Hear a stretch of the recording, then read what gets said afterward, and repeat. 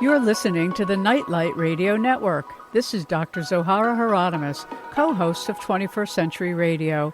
We are happy to present this rebroadcast of our show on Nightlight. Enjoy. Joining us this hour is Laurie Toye for a discussion of her book, A Teacher Appears, an Introduction to the Ascended Masters of the I Am America Teachings. Laurie has joined us over the years to discuss what happened to her decades ago when, in the middle of the night in 1983, she had a bedside visit from the Master Saint Germain, who later returned with 4 of his friends, teachers in white robes, who presented Laurie with a map of America. Earth changes and consciousness changes are partners, as her map shows, and which I've included in my new book, Future of Human Experience. Laurie's going to talk to us about her own experience with these ascended masters, this time in human history, and what we can all do to manifest our highest good for the good of the cosmic plan. Laurie, thank you so much for joining us, and I'm so glad to see you've written a new book, A Teacher Appears. Hi, Zoe. Thanks for having me back on the show. You're welcome. Well, this book is a compilation of many of the teachings you received so many years ago. Talk to us a little bit about your initial experience, and then maybe we'll talk about how the map might look different today, or if your perception has changed, or how things might be different. Well, of course, these teachings began when I was 22 years old. I had walked into a health food store. I was an advertising sales rep, and there I met a woman who I was to pick up an ad from, and she pointed her finger at me and said, "You have work to do for Master Saint Germain." And at that time, I had no idea who Master Saint Germain was, let alone an ascended master. So I asked her, I said, "Well, who is Saint Germain?" And she said, "Come to my back office." And I went into her back office, and there on the wall was a picture of the Master Saint Germain, a person that when I saw the picture, I thought, "Oh my gosh, I think I've known this person before." And so that was my first introduction to ascended masters and the fact that they may even have spiritual teachings. She began to share spiritual teachings with me and became one of my first teachers of the ascended master tradition. Let's start right there with the ascended masters. What does that refer to, and who are these beings? Well, they are spiritual beings who have transcended the human experience. That is, they no longer require a physical body to be incarnated in. They have gone through the cycle of lifetime after lifetime and have, much like Christ or the Buddha or any of the great avatars that have led the worldwide religions that we now know and understand, they ascended to a new level of comprehension or reality. And from that, they have organized into a group purpose. And the Ascended Masters now are a group, a brotherhood and sisterhood of light and sound, who are pledged not only to protect our spiritual growth and evolution, we as humanity, but also they are pledged to protect all the human freedoms on this earth. Because through them, they see that freedom is the only way that we can achieve our own spiritual liberation and move and transcend to another level of realization. And, of course, with earth changes and what we see happening in terms of the unraveling of governments and a great sort of sea change worldwide in terms of people wanting this kind of freedom and rightful representation in how their lives are determined. When you talk about freedom, though, it's not just freedom from without, it's also a certain kind of freedom within. Talk to us a little bit about, at the time when these beings started showing you things, I remember you saying at one time that it was pretty upsetting. You had young children, and what they were showing you, if anybody's ever looked at the map, and they can go on your website, www.iamamerica.com, with spaces between I am and America. Is that right, Laurie? Yes, they can go to IamAmerica.com, but they can also go to LaurieToye.com. And that's spelled L-O-R-I, Toye, T-O-Y-E.com. And you can take a look at the map, and when you see it, you go, oh, my God, where's California? You know, California's gone. Right, where's part? So talk to us a bit about that, because when, you know, it's people have been talking about this time period for many centuries that we're coming into sort of a flowering, as the Aztecs would say, that this is a time period when all of the cultures who have existed will kind of cross-pollinate. Convergence, yeah, exactly. So share with us sort of the broad perspective that these ascended masters have presented you with. Well, it's been a stark juxtaposition from where I thought I would be in life.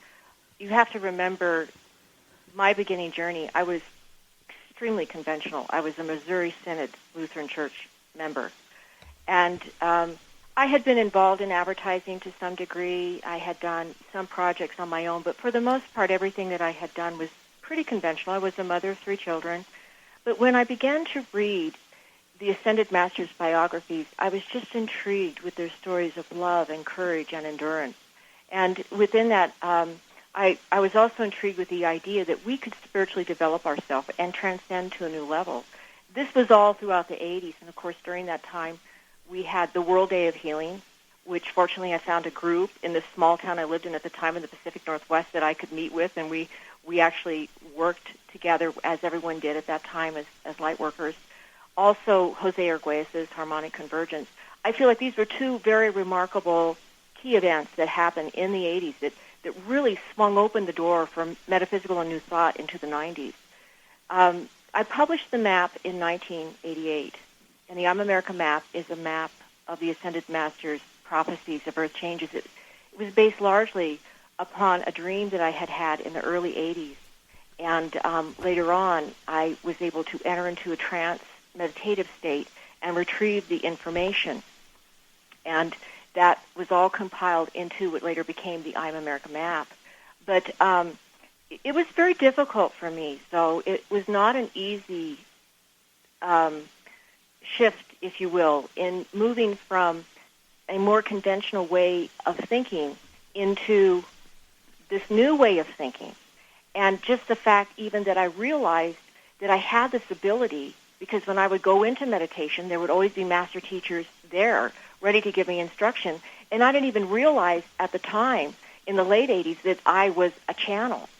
But this whole process for me to develop my meditation technique, to become a channel, and then to evolve to develop a relationship with the master teachers and my own I am presence is what a teacher appears is about. It's about how they presented this very profound message of change, a change that would happen not only with earth changes, but would happen in our social structures, in our economy, in our culture, a change that would happen everywhere, and how they worked with me to develop not only my trance techniques, but also to grow and evolve spiritually so that I would be able to share this message with others.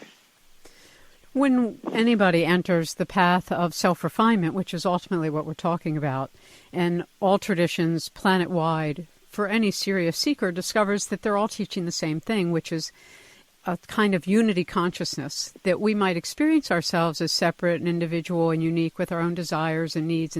But at a certain point in your life, you can find a way to have a certain ongoing open-hearted compassion and empathy so that you don't feel the separateness. When you look at these beautiful 51-some teachings, I remember you said that there were 60-some sessions originally, and you were like a secretary basically taking down dictation. I was like a telephone in the beginning. My whole approach to the material almost seemed very obtuse in the beginning, because I would hear what they were saying, though, and then I would repeat that to the tape recorder. And then Dan, who served as my monitor at the time, then he would ask a question. I would relay that question back, and then we'd get an answer. So it was this very slow process. And in the beginning chapters, I talk about that I just wonder, how much, because we were tape recording these sessions, how much empty space was going to be on the tape at the time. But as I moved along through what I would call their portal of gratitude and appreciation, because to the Ascended Masters, they feel the best way for us to open up to these new energies is gratitude and appreciation, a very profound spiritual concept, simple in stating it, but profound in terms of applying it. But the other thing, too, that they taught that was most fascinating is they would constantly say, you must heighten your energy to reach us as we lower ours to reach you. And you could actually feel that. And I talked about in one of the chapters just how during this time period I felt they were clearing my heart chakra, because it also seems as if the appreciation and the gratitude is the foundation of love. So there's no doubt in my mind that they were helping me to evolve my chakra system, especially my heart chakra, is so that I could communicate with them in a clear manner. And when you kind of look at the broader picture of what the Ascended Masters are trying to encourage us to do, as you just mentioned, what are the primary challenges that we as Americans seem to face? In terms of what, so? Well, in terms of not only our awareness, but our actions.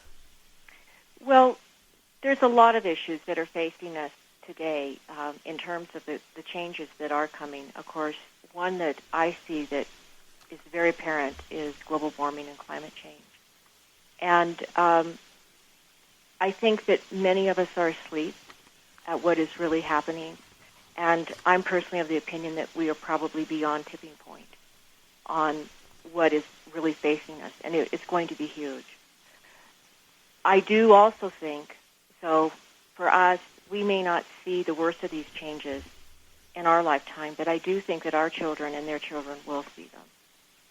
And I feel that this information was given as a type of divine intervention, and I feel right now that only through our spiritual practice and spiritual cultivation can we change the possible course of events. Master Kutumi often says, within your heart is the gentle revolution which can redirect the course of such events. Mm-hmm. So that is where I feel why this is important. It's interesting. I don't think that when I first received this information, I think this is why it was never published, that I could have published it then. I don't think that I had the wisdom or really the eyes to see or the ears to hear, which in the Master's terminology is maturity, to accurately portray this information in a way that it could really help others to begin to cultivate their own spiritual practice. One of the things that I think everybody talks about at this point in time who is looking at the choices that are being made planet-wide about the environment, about human relations, about the animal spectrum and what we do or don't do that's irreverent, and that all of these things are private choices. I've often referred to the whole complex as a death economy, meaning that we look at things as exploitive resources, whether it's an animal or gas under the ground, and without a great deal of caring about the long-term impact of the short-term choices and desires. And that seems to be the biggest part about maturation, because children want what they want now. Yes. And as we mature, we're presumably looking out for everybody's welfare to the best of our ability, though that's not what we necessarily see from the quote-unquote adult society. Well, there's a real conflict in our culture and society right now. Everyone wants to be happy. They think that happiness is the overall goal of a good life. But for me, and what I've learned from the master teachers, it's about living our life with purpose and the innate divinity that we're each given and cultivating that divinity. But that was very fascinating that you mentioned the animals, because one of the prophecies, and one of the master teachers, Kutumi, comes in and a teacher appears, and he talks about that during the times of change that many animals, both wild and domestic, will become extinct. And I think I blogged something on my Facebook page a month or so ago about that they're discovering now that because of climate change that indeed the wild herd of elk and deer and other wild animals will likely be depleted because of climate change. Mm-hmm. We just don't have any idea, what this is going to mean in the long term to our ecosystem. And it's interesting because when I've interviewed futurists or physicists or people really looking at, the 100-year ahead landscape or the 200-year ahead landscape rather than the 2-year or the 1 year or even the 10-year perspective, they have a whole nother way of evaluating what we should be doing. And that's why I bring up unity consciousness, because I found over the almost 30-some years of interviewing people from so many different fields, it was the one thing everybody who's doing whatever they do, whether it's zoology or astrology or astronomy, everybody comes to the same place of unity consciousness. So let's talk a little bit about the way that in these various 51 teachings, they're very particular and they're very specific, which you've done a beautiful job of summarizing at the end of your book. Thank you very much. Yes, and also what I did do is, it's 2 stories in one. I wrote these little intros for each of the teachings so that people could begin to kind of understand why would they give us this teaching at this moment, because they seem, wow, this is very inordinate. But what I wanted to show was our very mundane life, and then that hero's journey as we work to find the transcendent. And it seemed that at every moment we'd have a problem or an issue. The master teacher, the spiritual teacher, then would have their solution. It's always interesting because a master teacher or spiritual teacher, an ascended master, will never tell you what to do. Instead, they repeat the laws, the universal principles and the laws, and explain how they may apply to help your situation or circumstance. And so that is carried out throughout the whole theme and within the book itself. It's also a bit of a primer, if you will, for someone who's new to this type of information and they want to learn how to open and receive either their own intuition, connect to a personal spirit guide, or connect to an ascended master. There's a lot of technique that's given in here that I believe anyone else probably could use. But back to where we started with this, and you're talking about the universal consciousness. Indeed, I believe, too, and this is carried out as theme and variation throughout A Teacher Appears, that it is the Christ consciousness, or unity consciousness, that cultivates friendship, love, brotherhood, and oneness. And this, I believe, too, is part of the divine intervention that we need on this earth in order to effectuate a positive change. As I look at the various 51 lessons that are in the book, A Teacher Appears, one of the things that, and as you point out, if somebody's familiar with the Western mystery teachings, they may have heard of some of these things, but one of them is a very particular kind of meditation that I remember Elizabeth Clare Prophet and everybody out there in Montana at her retreat were very practicing, and she was very much a part of this whole kind of awareness of Saint Germain and El Moria and Katumi, was the violet flame. Talk to us a little bit about this and why it's important. The violet flame is remarkable, though. To me, I see the violet flame as cross-cultural. I think its roots are probably in Buddhism, in Hinduism to some degree, and also part of Christianity. But the violet flame, simply stated, is the practice of mercy, compassion, and forgiveness in all things and situations. And it's used as prayer, it's used as mantra, it's used as decree, it's used, as Elizabeth Clare Prophet would say, as fiat.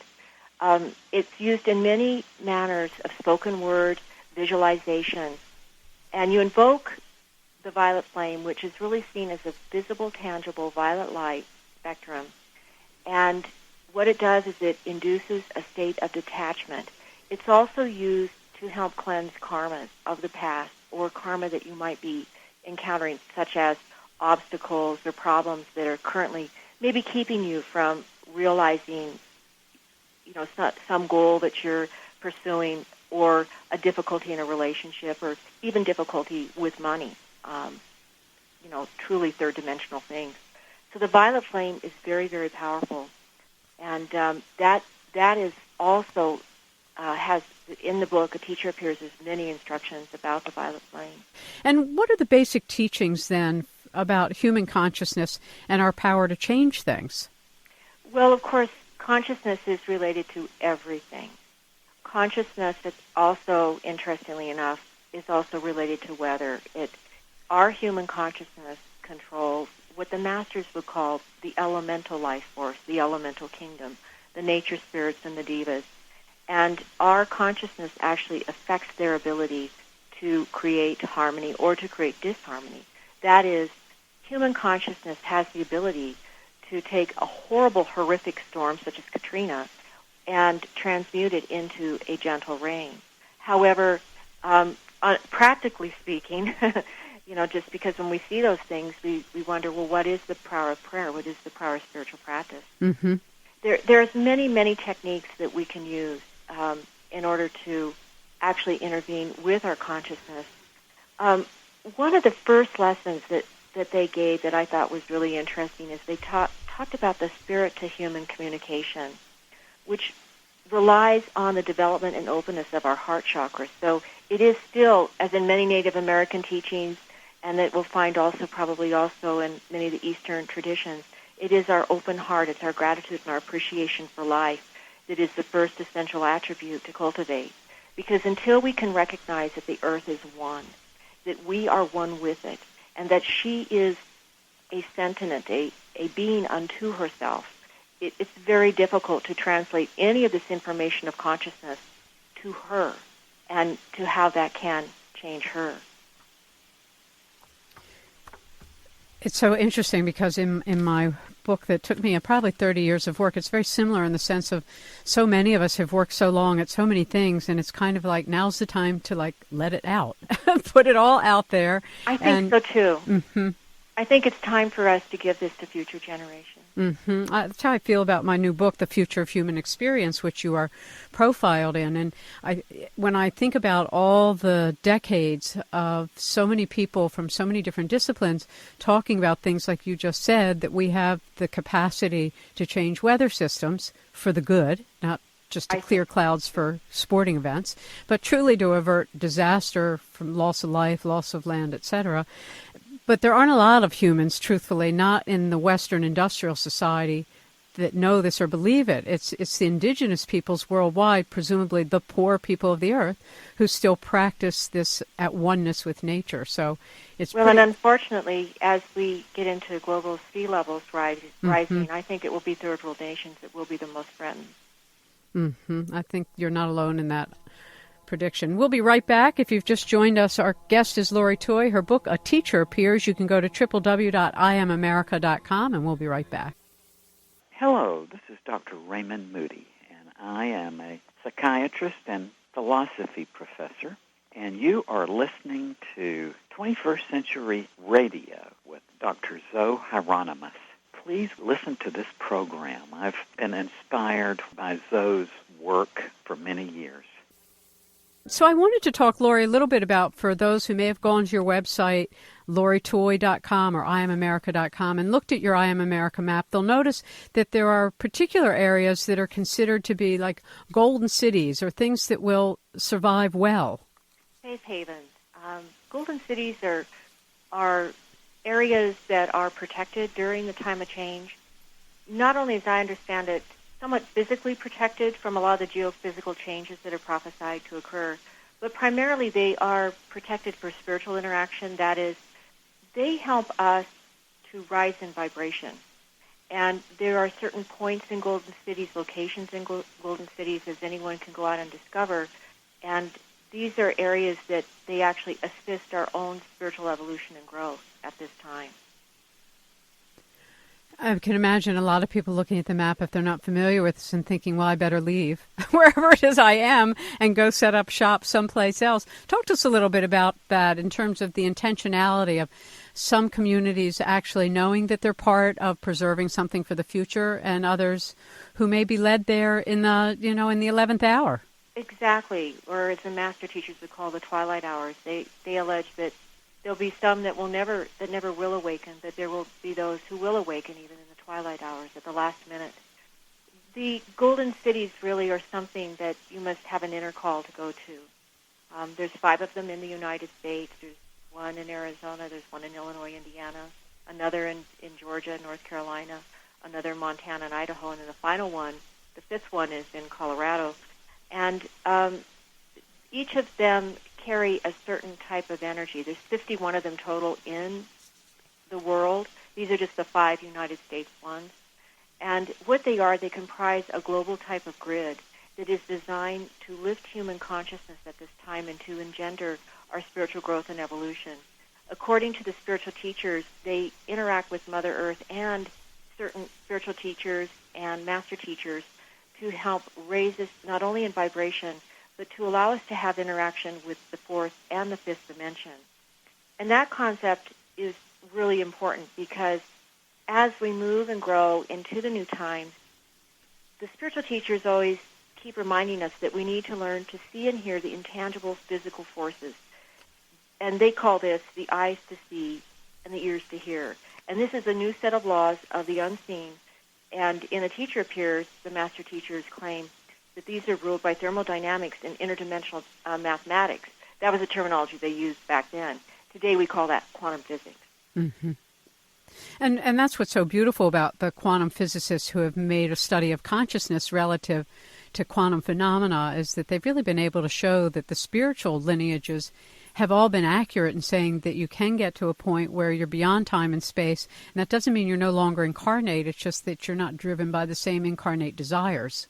We're living in the ever-present now. So when you look back at how you first saw the world as a result of the teachings you were given, how have they changed over the decades? Oh, remarkably. When we first released the I'm America map, and these teachings really are a great ancillary teaching to go with studying the I'm America map, which is the prophecies of the United States, we felt then so that these changes were just around the corner. And who knows, maybe they were. But I think by releasing these teachings and raising awareness and starting many of the different earth healing groups, people doing spiritual practice, people honing their consciousness towards what could possibly happen, I think that we have seen some changes that now, like as I said before, I don't think we've held back the overall global warming, and I think indeed we're beyond that tipping point. But I do think at that point in time, they were very close, and I think that that's why the master teachers released that. But they continued to update information and explain that nothing is really set in stone, especially with prophesied information. That prophecy is always given ahead of time so that we can do something now about it. And in this case, they shared many spiritual teachings and spiritual applications that we could use to actually effectuate a divine intervention. And that's why, I mean, in terms of prophecy, that's the whole purpose of it, is just to awaken everybody how to sort of minimize, national peril, how to minimize natural disaster and all of these things. I mean, even in the Bible, you can read that that's what the prophets were concerned about as well. So it's almost as if we continually over time, and I mean, my perspective now after having studied some of the Hindu teachings about cycles of time is that they're much bigger than anything most of us think about or grasp, and that there's always these big cycles of civilizations rising, flourishing, and then diminishing, if not disappearing. I mean, it seems to be they are handmaidens of natural disasters, whether they're planetary, solar, or galactic, and the evolution of humanity. They drive consciousness. There's no two ways about it. I studied them too. And there's two different types of timing in those Hindu cycles. You can study classic Puranic. You could study the Lukteswar cycle, which he was the teacher of Paramahansa Yogananda. But in the classic Puranic timing, there is a prophecy where they talk about a 10,000-year golden age of Kali Yuga, because we are, sadly, right now in the age of Kali Yuga, the age of quarrel, the age of iron, a time where consciousness is not too high. But fortunately, starting in about 1899, we entered into the golden age of Kali Yuga. And I think this is the same time period that the master teachers are talking about. So we will see a rise in consciousness for at least 3,000 or 4,000 years now, which is very good for us. But alongside that, I think we will have some global suffering. We will have some major catastrophes that we will have to learn to deal with in order so that we can recalibrate our energy and begin to work spiritually with that great influx of energy of the golden age, of the new time. Exactly. And it's so interesting because in all of these teachings that you present, that there's a reality to collective energy. And I think oftentimes our modern day culture minimizes the importance of each person because we so glamorize sports figures and Hollywood figures and people that have sort of cultivated fame.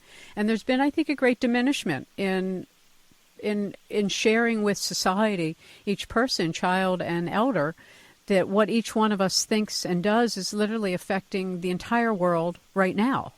Well, there's always this great juxtaposition between Eastern and Western culture, between the individual and the group.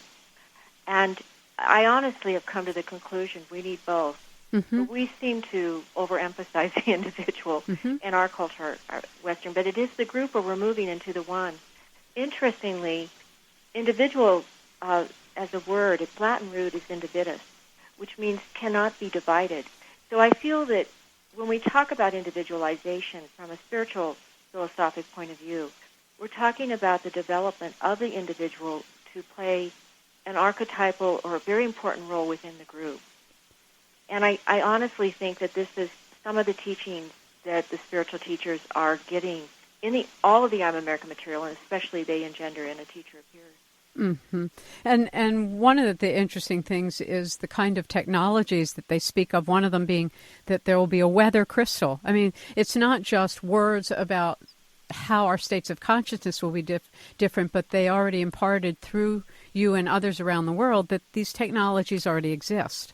Yes, and I wondered when I read that, are they talking about HAARP? What in the world are they talking about? So I really dove into that philosophy, and what they're talking about, ideally, is the principle of stillness, and which is also Taoist philosophy, that when the elementals are in harmony, that is, when they're not being influenced by discordant human consciousness, they move into harmony, and time slows down. Interestingly, one of the prophecies that the Masters have always shared as we enter into this time of change is time compaction, because of the discordant and the pressure and all the disharmony that's happening all the time in our environment. And we have a much, much larger population today as well, that time just seems to compress or compact upon itself. But they say in the new time that we will actually be allowed to experience a time of stillness, a time where we can actually take in the new energy and the new vibration to help us rise in our spiritual evolution and growth. You know, I've shared before some of the Kabbalistic prophecies, which are comporting with the Hindu prophecies, that we reach a time where humanity will go back up the chain into no longer having physical bodies, that the goal of humanity is for every human to become an ascended master. I think that's true, though. In fact, I was reading a transcript, just a recent transcript that the Masters had given us, and they talked about a time when we were just golden globes. That's all that we had in terms of our physical body. We were just a golden globe of light. That's beautiful. I think Hollywood would love to hear that too, the Golden Globe Award. Yeah, the Golden Globe. Maybe we can have some Golden Globe Awards of our own. Who's doing a lot for humanity? Give them a Golden Globe Award. I love that. That's beautiful. Well, look, we're going to take a break, and then when we come back, we'll also continue our discussion about some of the things that you see that have changed. But I want to be sure we talk about what is meant by I am.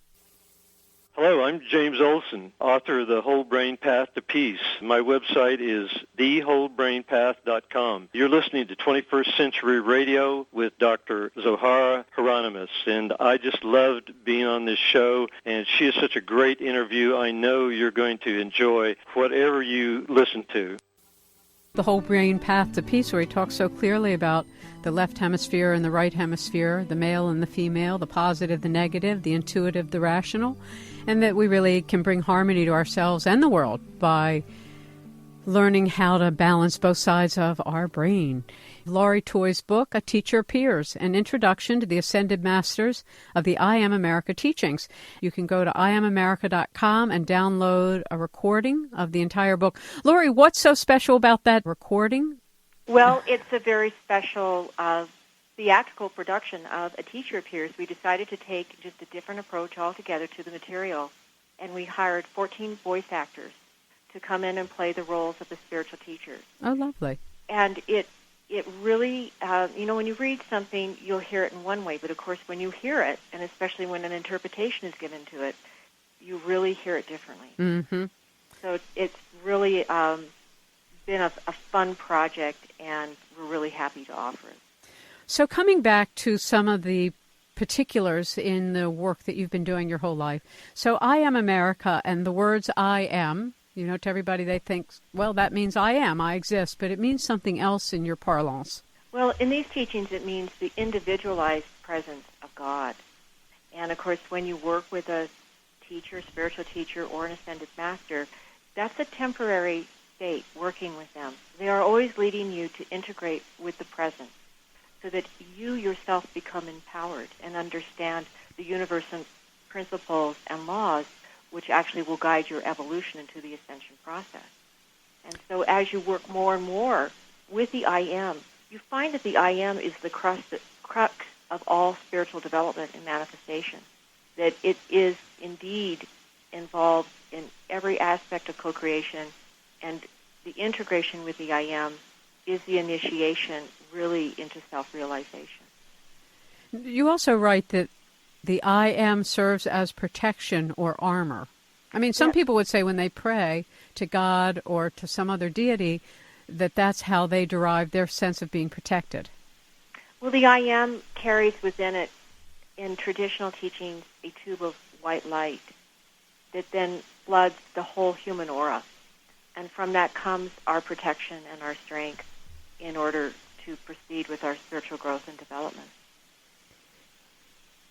When you look back, Laurie, at all the years you've done this work, how has the message changed? I mean, obviously, as you've matured, you see it differently. And I think as all of us, and I was going to say, and I think all of us who have sort of been exposed to believing in earth changes way before there was any geological anything to look at or any atmospheric anything. I mean, most of us, I think, since the early 80s or mid-70s have been talking about this, and only now is sort of like the scientific community taking more serious note, forgetting all the political pressure that it's not real, not happening, but we know that it is. I see that, first, I think we're very blessed to have this information ahead of time to prepare ourselves spiritually for what is coming, because I think what will be coming is going to be very difficult for many of us to witness. I am happy that some of it kind of slowed down and that we were able to work at a spiritual level, I think, for that to happen. I think that was also very important. But what I also see, which changed for me, is there's much more integration. I'm able to see a direct relationship in my own life with my own states of consciousness and what manifests in my life. And I think a lot of other people who apply spiritual practice and meditation understand that as well. But as I said before, I do also think that with these prophecies and with earth changes that we cannot go into fear, that we really have to remain grounded and practical. But we also have to understand that we have to remain informed. And I'm not certain that the media is really covering this in its entirety. And so years ago, I began a blog. I really started for myself, though. I wanted to be able to have the resources there when I was writing. And I began to see a thread of how many of these prophecies were happening in one way or another. Maybe not as extreme as we originally thought, but in a lesser degree. And so if anyone wants to go to my website and click on the blog icon, you can go there and go back through all of those articles and really get a sense of just what is happening. And the major threat that I see is climate change and global warming. And it's huge. It's huge because it is going to change life on Earth as we know it. Oh, no question about it. I remember in talking to plasma physicist Paula Violette, and he was talking about these galactic core explosions, and he believes that that's sort of the main story behind the diminishment of all kinds of different ages. And even though there may have been war, there may have been meteors or comets, he said the big thing was a galactic core explosion. And he really believes that's what we're headed towards. So that you're talking about such tremendous amount of energy being hurled towards the Earth, well, to the whole solar system, that it would change everything overnight. And I think John Peterson has done a beautiful job from the Arlington Institute of he's kind of like a futurist planner, if you will. And they look at trends, but one of the things they covered are the wild cards. And, of course, a meteorite hitting the Earth is a wild card, or famine is a wild card, or the West Coast dropping into the ocean is a wild card. And they measure them based on the scale of impact, the range of impact, and the time it would affect us. And the biggest one I think everyone is talking about now is the electromagnetic pulse. And I remember when I talked about that in the 80s, people thought, oh, God, another crazy Zoe thing. And now that's what government's talking about, that all you need is a major electromagnetic pulse that will shut down all of our electronics, all of our electric grid. And that in itself would be an enormous change for this country or any other. It would be. It would be. I mean, people don't read real printed books anymore. And we just have such a different life that is lived in an electronic world. It's almost as if maybe some of these spiritual ideas have kind of evolved to this sort of cyberspace in some ways. And I can see how some of that would translate over in our evolutionary process. But if any of these things were to happen, we'd have such a breakdown. It would be, I think that many people would just not, they would go insane. Mm-hmm. Well, that's of course one of the things all the spiritual lineages speak of, and that's why preparation with an inner life is so important, because outer lives can go upside down in a moment's notice. And if it happens, things can change very quickly. Exactly. If it happens to billions of people simultaneously, that's a lot different than a single household catching on fire. Yes. And go ahead. Well, I really feel that there are physical things that we can do that are important. And the master teachers have always said, to put your investments into tradable resources, get into precious metals, to own your own real estate, to grow gardens. And interestingly, in A Teacher Appears, they talk about the seeds. And I think especially heirloom seeds will become tradable commodities. No question. I agree with you entirely. I mean, just the basic assets, and that's why those of us who have been fighting Monsanto and other corporations who are pressing for this genetically modified foods, we know that it's like death at the door, and it could make it so difficult for anybody to grow food anywhere in the world. It's quite frightening. It really could. It really could. And so I think it's important to support those who, will distribute heirloom seeds, and that's definitely the way that I move towards. So looking then back to your experience when you were 22 years old, I know you're not 22 anymore. You've raised your children. I'm a grandmother now. Congratulations. That's a lovely thing. So when you say, to everybody in the listening audience, we're going to see some of it, those that are living, but it's our children and our grandchildren, our great-grandchildren who are really going to go through that very difficult couple hundred years, I believe, that we're beginning now. And what advice do you have for parents and grandparents listening? Well, I think it is important to get them involved in any type of spiritual practice, because of all forms of preparation, spiritual preparation is the most. If you have your faith intact, your faith really can carry you through any difficult time. Well, go ahead. And of course, also the other preparation. I'm in the beginning when I started with this, though, I wasn't into food storage, but now I do advocate it. I think you should have some. Mm-hmm. I think you should be wise in that. I think you should use it and not just let it sit and collect dust. It's something that you actually use and incorporate, into your lifestyle. But there's a lot that is involved in spiritual preparation and developing a oneness with Earth. Also, as we talked before, unity consciousness, to developing a sensitivity to all of life, and seeing that all life is interconnected as one, I think is perhaps one of the most important messages to share with the generations to come. Yeah, I believe so as well. And as you point out, all journeys are spiritual journeys. And so we might, have a great deal of pain and anxiety about watching Earth changes or so many people lose their lives. But at the same time, that's part of the journey. I mean, and people will say, well, souls who are coming in now come in fully aware of what's coming. So they're really great souls that are here for the cleansing.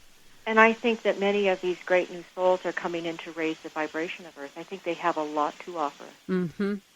I do too, and I've interviewed P.M. Atwater and others who talk about this new generation of children who have such devotion to the Earth and service, and they're unlike other children. They're just much more consciously aware and much more interested in being of service. The spiritual teachers have talked about that. They call them the new children. They're also known as the indigo children, mm-hmm. children of the seventh Manu. But they are a new generation, a wave of souls that are now coming to Earth to allow us to grow in our spiritual growth, and also they are here to raise the vibration of Earth.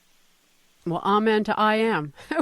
Thank you so much for being with us, Lori. Again, a pleasure to be with you again. You're welcome. You go to www.iamamerica.com or www.laurietoye.com, and don't forget, you can download a recording of this entire book.